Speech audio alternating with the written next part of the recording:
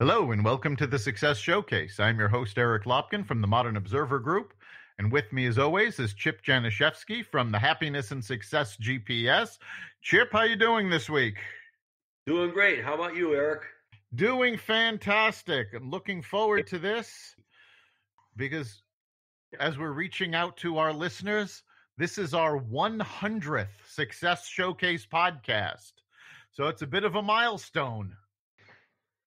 Oh, wow. I'm going to have to start using an electronic calculator to get that high. Not.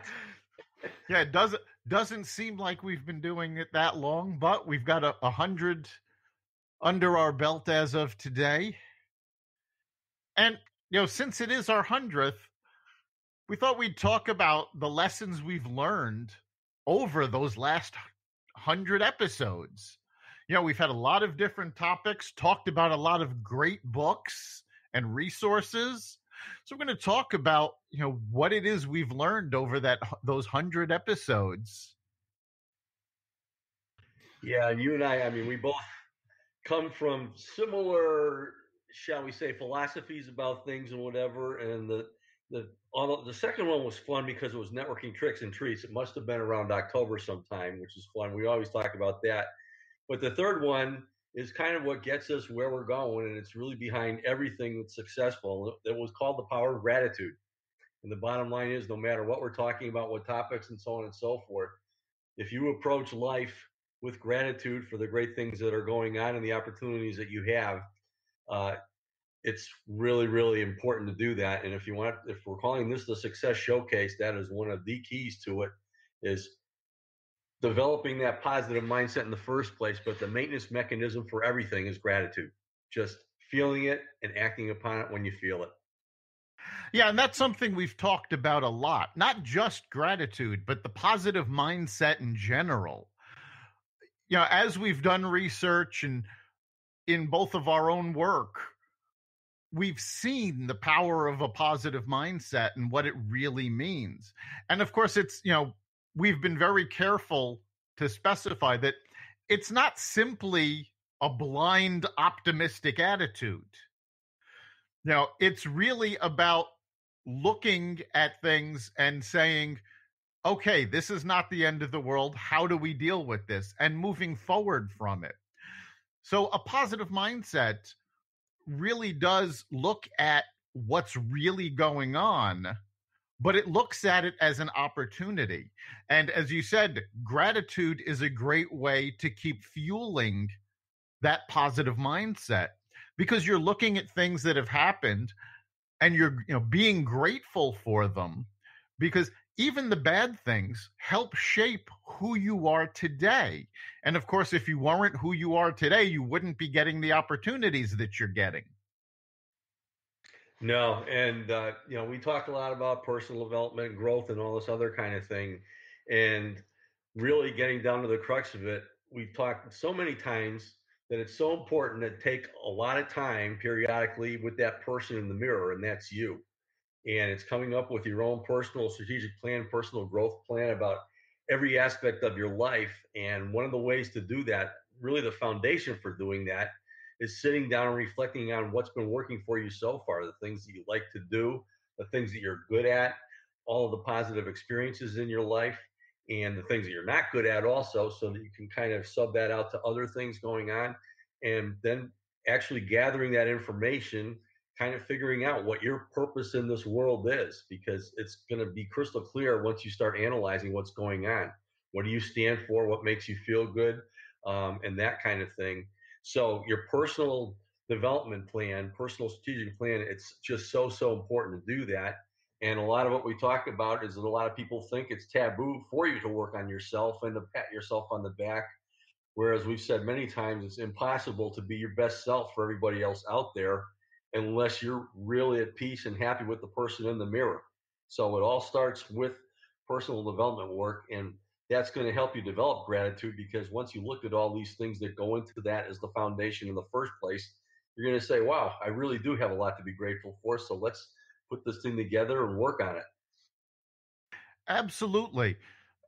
One of the things we've seen over and over again is that the most successful people never stop trying to improve themselves. I mean, if you just read, business publications, you'll see a constant stream of articles about books that successful people recommend. And I mean, Warren Buffett, Bill Gates, Elon Musk, they've all talked about the need to keep learning and to keep improving. And it really is a sign that, so many people that are unsuccessful are the ones that say, oh, well, I don't have time to work on myself, or I don't need to work on myself because that's not the important thing. Where the successful people really do make time for that. There was a recent article, I think it was in Inc. magazine, talking to Jack Dorsey, who is the CEO of both Twitter and Square. And he's CEO of two major public corporations. And yet he makes the time every day to meditate twice, because he feels that part of self-improvement is so important that even with everything he's got going on, he needs to make time for it at least twice a day. Yeah, and meditation really is just taking a moment off from your reactions before you respond to things. And if you can concentrate on doing that for 20 minutes a day, that's fantastic. But we talk a whole lot about the formula event plus response equals outcome. And so often people's responses are their initial reactions. They just blame outcomes on events without even thinking about it. And so if you can build a meditation practice, which is nothing more than just being mindless without observing, really without making any decisions or judging and that kind of thing, it's so important to do that. So it's something that I'm working on, and a whole lot of other people do. And there's no right way to do it, and everybody's going to drift and so on and so forth. But to put that in practice and to knock your 60,000 thoughts a day down to maybe 50 or 40,000 because you're taking a little bit of time out is a great, great thing to do. Right. And that's actually the hardest part of meditation, is getting your brain to be quiet. And it does take a lot of practice. But when you're meditating, you quiet your brain down, you relax your brain, you relax your muscles, and you're really focusing on your own well-being. And it's sort of a recharge.